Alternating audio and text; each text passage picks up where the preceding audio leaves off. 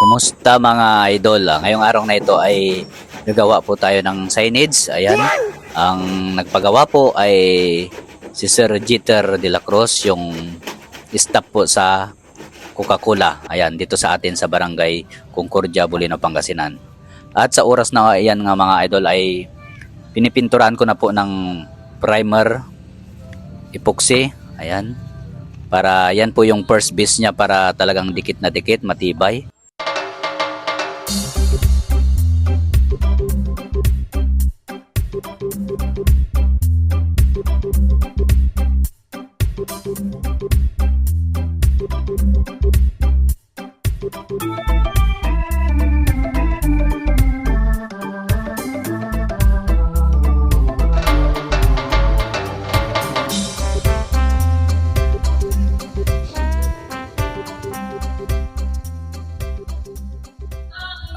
Ayan na po yung natapos natin na signage. Ayan, maraming salamat po kay Mr. Sir Jeter de la Cruz.